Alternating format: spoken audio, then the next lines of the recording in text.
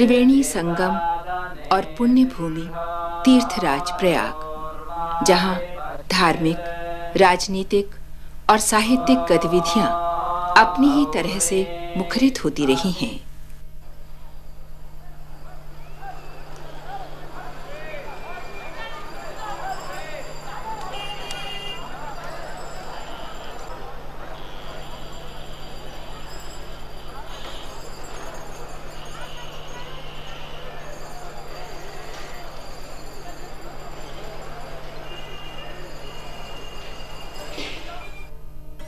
यहाँ की इमारतों, गली कूचों, सड़कों के साथ जुड़ी है स्वतंत्रता आंदोलन की अगुवाई की कहानियां।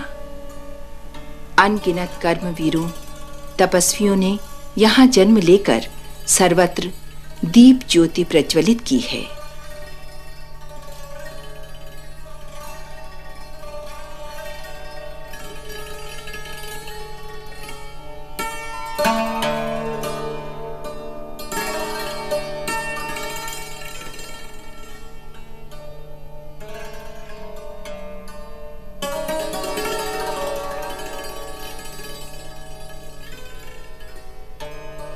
इसी पुण्य भूमि में महामना पंडित मदन मोहन मालवीय ने भी जन्म लिया और समूचे राष्ट्र में शैक्षिक, सांस्कृतिक परंपराओं को एक दिशा प्रदान की।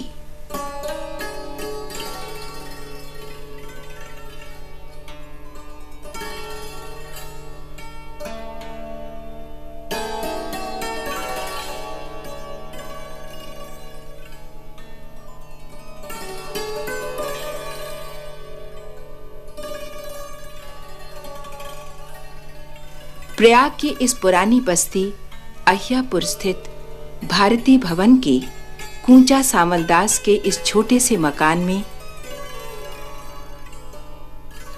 पंडित ब्रजनाथ और श्रीमती मूना देवी की 5वीं संतति के रूप में 25 दिसंबर सन 1861 को एक बालक का जन्म हुआ, जिसका नाम मदन मोहन रखा गया।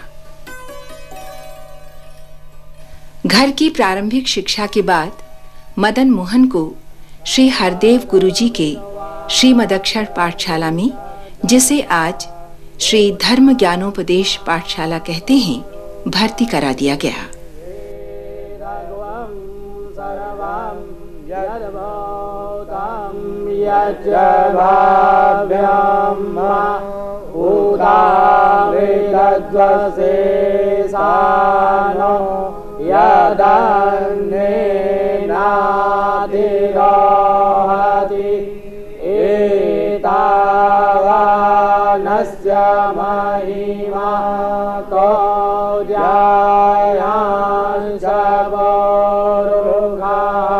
धर्म ज्ञानोपदेश पाठशाला जो है ये हरदेव गुरु ने स्थापित किया था। वो ऐसे महान थे, त्यागी आदमी, कि वो सिर्फ शाम को 2 पूरी और दही खाते थे, और जो कोई आदमी आता रहता था उसके पीछे वो टकटकी लगा करके उन्होंने ओम हरि ओम हरि ओम हरि कहा। उसने अगर सुन लिया और दिला दिया तो ठीक है, नहीं तो घर लौट के चले आते पाठशाला। हरदेव गुरु, वो हरदेव गुरु थे, उन्होंने स्थापित किया धर्म ज्ञानोपदेश। हमारी सबसे पहले मुलाकात उनकी वही थी, मालवीय जी की। वैसे तो हमने देखा है, मगर सबसे पहले उनका भाषण या कोई चीज़ हमें सुनने का सौभाग्य हमको हमारे दादा साहब लाला सावलदास जी साथ भैया, और हम वहाँ गए, उनके घर के पास गए। उनके घर के पास जो बड़ा हॉल है उसमें उनकी कथा हो रही थी। उन्होंने शायद हमें समझ में आता है ये रामायण, तुलसीकृत रामायण का कुछ भाषण पढ़ा, और वो इतना सुंदर था, इतना प्रभावित भैया कि मैं आपसे नहीं कह सकता। वो उनकी वाणी में मधुरता और धीरता, और जो थे सबके आंखों में आंसू भर रहे थे जिस बात की उन्होंने रामायण पढ़ी। मैट्रिक परीक्षा पास करने के उपरांत उनका विवाह कुंदन देवी के साथ हो गया। उसी समय उनका प्रवेश म्योर सेंट्रल कॉलेज में हो गया और सन 1881 में उन्होंने FA की परीक्षा पास की और सन 1884 में उन्होंने बीए की परीक्षा पास कर ली।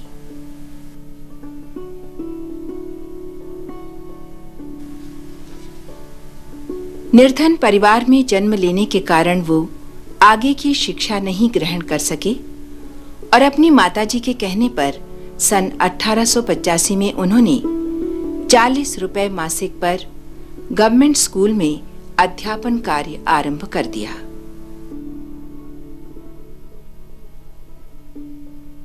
अठारह की द्वितीय कांग्रेस में मालवीय जी कलकत्ते गए हुए थे। वहाँ उनकी डॉक्टर रामपाल सिंह जी से मुलाकात हुई, राजा रामपाल सिंह जी से, और राजा रामपाल सिंह के आग्रह पर उन्होंने काला काकर में जाके हिंदुस्तान पत्र का संपादन करना स्वीकार किया। किंतु उन्होंने एक शर्त राजा रामपाल सिंह जी के सम्मुख रखी थी। वो ये शर्त थी कि क्योंकि राजा महाराजा लोग वैभव में रहते थे, उनकी बहुत सी चीज़ें ऐसी होती थीं जो मालवीय जी के हिसाब से उनके अपने व्यक्तिगत मत के अनुसार सर्वथा उचित नहीं थी। उसमें सबसे अधिक उनको विरोध था कि यदि कोई मद्यपान किए हो तो उस समय उसे हर किसी से नहीं मिलना चाहिए। अतः वहाँ की पत्रकारिता स्वीकार करने की शर्त में उन्होंने ये बात रखी थी कि मैं संपादकत्व तभी करूँगा जब कभी भी किसी भी दिन आप मद्यपान किए हों, उस समय मुझे अपने पास न बुलाएं। राजा रामपाल सिंह जी ने उनकी ये शर्त सहर्ष स्वीकार कर ली थी और महामना ने जाकर के काला काकर में हिंदुस्तान का संपादकत्व प्रारंभ किया। उसके बाद खूब अच्छा पत्र चला, अच्छा उनका आपस में सामंजस्य था, पत्र की अच्छी शोहरत भी हुई। किंतु इत्तेफाक से एक दिन कुछ वर्षों के बाद में राजा रामपाल सिंह जी ने जब महामना को बुलाया अपने पास, उस समय संभवतः वो मद्यपान कर चुके थे। अपनी शर्त के अनुसार महामना जी ने उनके पास दूसरे दिन अपना त्यागपत्र भेज के यह आग्रह किया कि क्योंकि शर्त का उल्लंघन हो गया जिस शर्त पर वो आए थे, इसलिए उन्हें इस पद से मुक्त किया जाए। उस हालत में राजा रामपाल सिंह जी ने अपनी एक दूसरी शर्त महामना जी के सामने रखी और उन्होंने ये कहा कि यदि आपके ऐसा व्यक्ति वकालत करे तो संभवतः देश के और भी विशिष्ट जो क्षेत्र हैं उनमें उनका योगदान अधिक हो पाएगा। उस समय तक महामना जी ने वकालत पढ़ी नहीं थी, किंतु राजा रामपाल सिंह के आग्रह पर, उनकी इस शर्त पर कि वो तभी ही उन्हें मुक्त करेंगे जब वह वकालत करने की स्वीकृति दे देंगे, महामना जी ने वकालत पढ़ी और वकालत पढ़ने के बाद में इलाहाबाद हाई कोर्ट में वकालत शुरू की। उनके एक मित्र लाला ब्रजमोहन लाल जी भल्ला के पास साहित्य और दर्शन की पुस्तकों का अच्छा संग्रह था। उन्हीं के सहयोग से मालवीय जी ने 15 दिसंबर सन 1889 को एक सार्वजनिक पुस्तकालय की स्थापना की, जो बाद में भारतीय भवन पुस्तकालय के नाम से प्रसिद्ध हो गया। इलाहाबाद में मालवीय जी का एक स्थान भारतीय भवन है, जहाँ भारतीय भवन पुस्तकालय की स्थापना महाराणा मालवीय जी ने कराई। भल्ला परिवार ने मालवीय जी को की प्रेरणा से अपना सब कुछ उसमें दान दिया, स्थान दिया, बिल्डिंग बनवाया। तो मालवीय जी की प्रेरणा थी और मालवीय जी ने भारतीय भवन पुस्तकालय की को बनाया और उनका लक्ष्य था कि उस समय अंग्रेज़ों की हुकूमत थी, कैसे हिंदी को बढ़ाया जाए, कैसे लोगों में पढ़ने की भावना उत्पन्न की जाए। और भारतीय भवन पुस्तकालय इलाहाबाद का केंद्र बना। जैसे उधर स्वराज भवन था, वैसे भारतीय भवन इधर था, जहाँ लाला लाजपत राय आते थे। और हमारे पुस्तकालय में, भारतीय भवन पुस्तकालय में स्वयं श्रीमती कमला नेहरू, जवाहरलाल नेहरू और तमाम लोग आते थे और क्रांतिकारियों का अड्डा बन गया था। स्वाधीनता की लड़ाई में एक स्थान हो गया था। उसी बहाने अंग्रेज़ों के समय था, छापा पड़ता था, मगर वो काम चला और भारतीय भवन पुस्तकालय मालवीय जी की देन, उनकी प्रेरणा से बनी।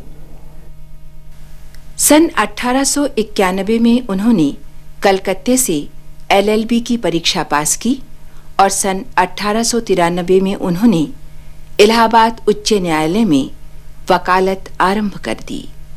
वकालत शुरू करने के बाद में महामना जी का नाम इलाहाबाद उच्च न्यायालय के कुछ ही वर्षों में ऊपर के 4 वकीलों में लिया जाने लगा। पंडित सुंदरलाल जी, पंडित मोतीलाल नेहरू जी, जैन चौधरी साहब, इन 3 लोगों के बाद उनका दर्जा इलाहाबाद के सबसे अच्छे वकीलों में शुमार हो गया था। ऐसी हालत में उनको लोग ताज्जुब किया करते थे कि आखिर आप ऐसी अच्छी अंग्रेज़ी कैसे बोलते हैं, या बाकी भी जिस तरह से वो केस की तैयारी करते थे उस केस में इतने दत्तचित्त होकर के आप कैसे केस की तैयारी करते हैं। उनका उद्देश्य हमेशा यह रहता था कि जो काम किया जाए वो बहुत ही अच्छी तरह से किया जाए, और केस करने के पहले वो स्वतः इस चीज़ को हमेशा अपने मन में देखा करते थे, अपने मन में विश्वास करते थे कि जिस किसी का पक्ष वह प्रस्तुत कर रहे हैं वह पक्ष सही है अथवा नहीं है। पंडित मदन मोहन मालवीय में 3 गुण विशेष रूप से विद्यमान थे: मुकदमे की पक्की तैयारी, प्रभावशाली वाणी और मुकदमे को ऐसे ढंग से रखने की कला कि सुनने वाला तत्काल बात मान ले। मालवीय जी ने अपनी एक तीव्र आकांक्षा के कारण वकालत छोड़ दी थी, किंतु जब चौरी चौरा के केस में 100 करीब 150 व्यक्ति लोगों को फांसी की सजा हुई, तो उस समय कांग्रेस को ये तय करना पड़ा कि हाई कोर्ट में इस केस की बहस कौन करेगा। लोगों ने पंडित मोतीलाल नेहरू जी से प्रार्थना की कि वो इस केस को करें हाई कोर्ट में, किंतु पंडित मोतीलाल जी ने कहा कि यदि इस केस को कोई सबसे अच्छी तरह कर सकता है तो महामना मालवीय कर सकते हैं। कांग्रेस के विशेष आग्रह पर महामना मालवीय जी ने कई वर्षों बाद, 10-12 वर्षों बाद फिर से हाई कोर्ट में जाना स्वीकार किया, और उस केस की अपील में उन्होंने जो बहस की, तो इतिहास में लोग कहते हैं ऐसा कभी पहले नहीं हुआ। उनकी बहस ख़त्म हो जाने के बाद में सर ग्रिनवुड मेयर्स जो चीफ जस्टिस थे वो बेंच में थे, उन्होंने उठ को दौरान आर्गुमेंट 3 बार उन्होंने उठ के बाऊ किया था, झुक करके महामना जी को उन्होंने सम्मान प्रकट किया था, और उसके अंत में उन्होंने ये कहा था कि इस केस का क्या नतीजा होगा ये तो अभी हम नहीं कह सकते हैं, हम इसका निर्णय अपने पास सुरक्षित रखते हैं, किंतु हम इतना अवश्य कह सकते हैं कि जिन लोगों का केस महामना ने बहस किया है, महामना से अच्छा इस केस को कोई बहस नहीं कर सकता था, और इन मुवक्किलों के जो भावी पीढ़ी वाले हैं वो महामना मालवीय के हमेशा ऋणी रहेंगे। सन 1901 में पंडित मदन मोहन मालवीय को इलाहाबाद नगर पालिका का वाइस चेयरमैन चुना गया, और इस पद पर वे 3 वर्ष तक बने रहे।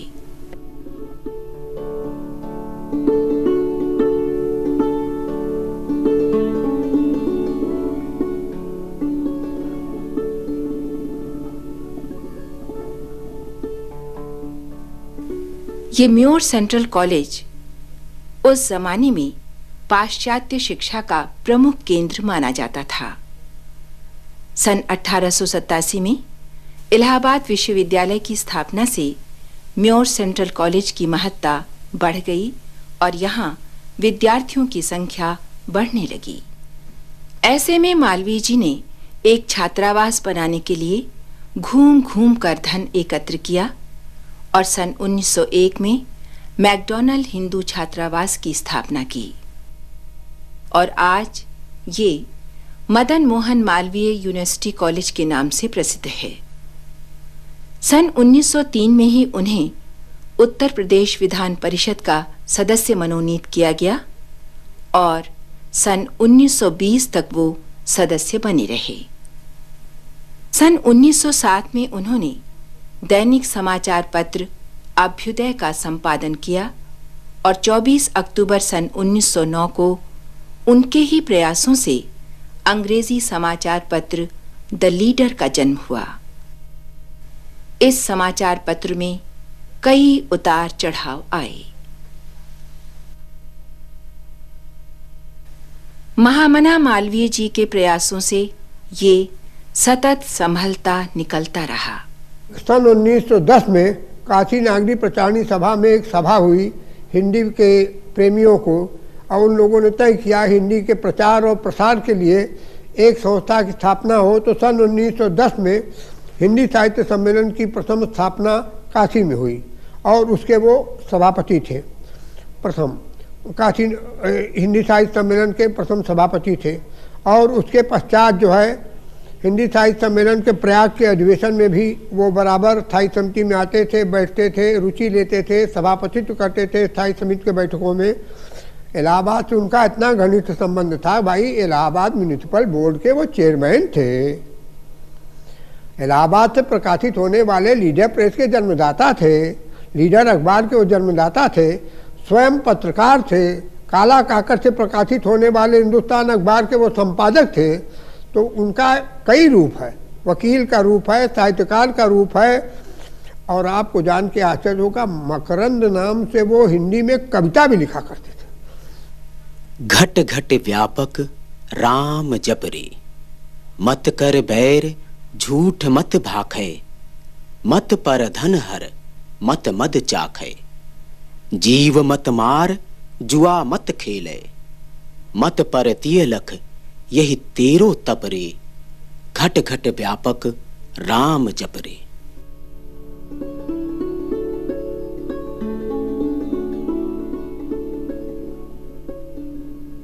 अपने पिताजी के कहने पर उन्होंने वकालत छोड़ी।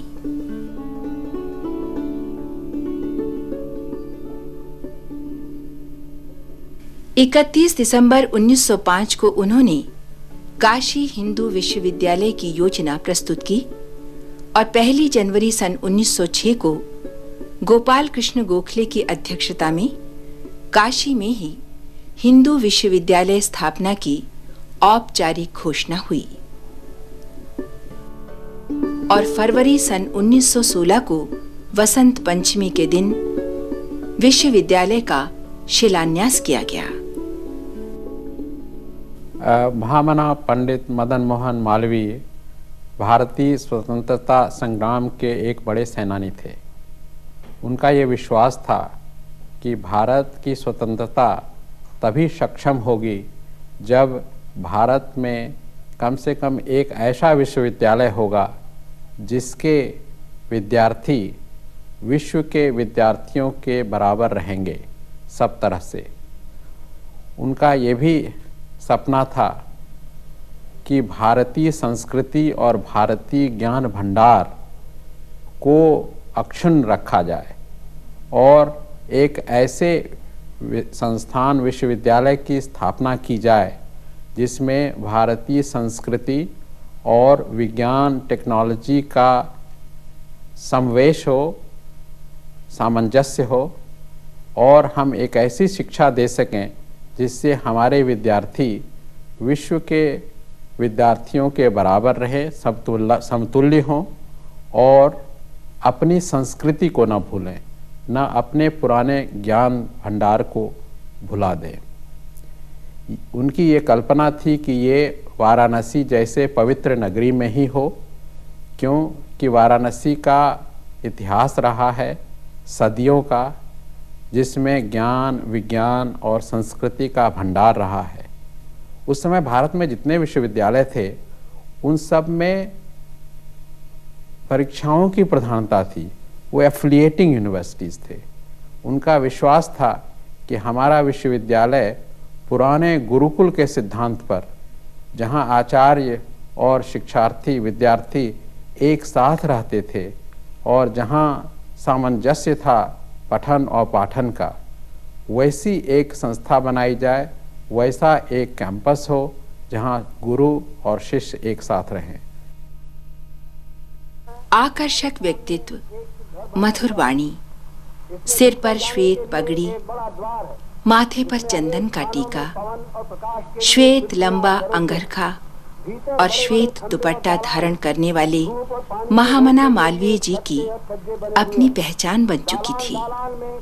उनका भाषण और ओजपूर्ण वाणी सुनने के लिए चाहे कलकत्ता में हो अथवा मद्रास में या फिर पंजाब में, सभी जगह भीड़ उमड़ पड़ती थी। इस घर को देखकर हम कहते हैं कि इसका रचने वाला कोई चतुर पुरुष था, जिसने रहने वालों के सुख के लिए जो जो प्रबंध आवश्यक था उसको विचार कर घर रचा। हमने रचने वाले को देखा भी नहीं, तो भी हमको निश्चय होता है कि घर का रचने वाला कोई था।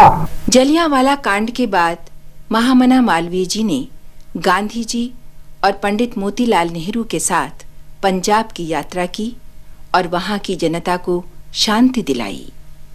सन 1930 में लोकमान्य तिलक की पुण्यतिथि पर बंबई में महामना मालवीय जी ने सरदार पटेल के साथ मिलकर जुलूस निकाला। उन्हें गिरफ्तार किया गया। दिल्ली कांग्रेस समिति के समय भी उन्हें गिरफ्तार किया गया और नैनी सेंट्रल जेल इलाहाबाद में कैद कर दिया गया। नैनी सेंट्रल जेल में पंडित जवाहरलाल नेहरू और आर.सी. पंडित पहले से ही सजा भुगत रहे थे। वहीं मालवीय जी ने जर्मन भाषा का अध्ययन किया।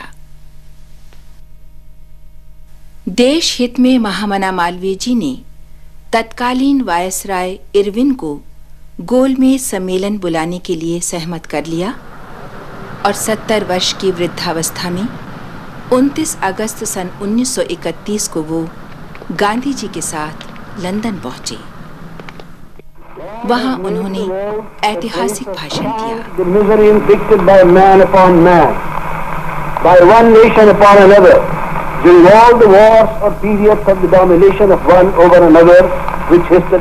जब गांधी जी ने हरिजन आंदोलन चलाया तो महामना मालवीय जी ने भी पंडितों की सभा करके मंत्र दीक्षा का आयोजन किया और हरिजनों को हिंदू समाज में स्थान दिलाया। सन 1935 में उन्होंने लाहौर में मुसलमानों की सभा की और उर्दू में प्रभावशाली भाषण दिया। उन्होंने कहा कि अपने धर्म में मुझे बड़ी आस्था है, किंतु जब मैं किसी गिरजाघर अथवा मस्जिद के सामने से निकलता हूं तो मेरा सिर स्वयं ही श्रद्धा के साथ झुक जाता है। महामना यानी जिनका संकल्प सदा महान और लोक कल्याण की भावना से पूर्ण रहा हो, ऐसे मालवीय जी भारतीय राजनीति के अगुवा थे। उन्होंने सन 1942 के भारत छोड़ो आंदोलन में वृद्ध, बीमार और जर्जर होने के बावजूद ब्रिटिश हुकूमत का खुलकर विरोध किया।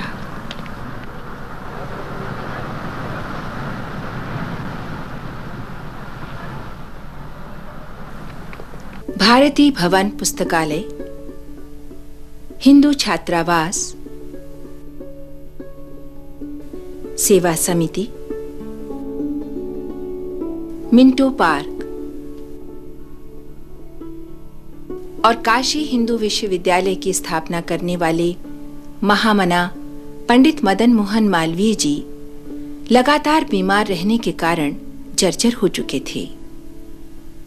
12 नवंबर सन 1946 को 85 वर्ष की आयु में काशी में चरित्र बल, निर्लोभ, आत्मविश्वास, निर्भीकता, धैर्य, सहिष्णुता, निस्वार्थ सेवा, नम्रता, दानशीलता और क्षमाशीलता का पाठ पढ़ाने वाला भारत का ये सूर्य अस्त हो गया, किंतु अपने अनुपम व्यक्तित्व की अमिट छाप छोड़ गया।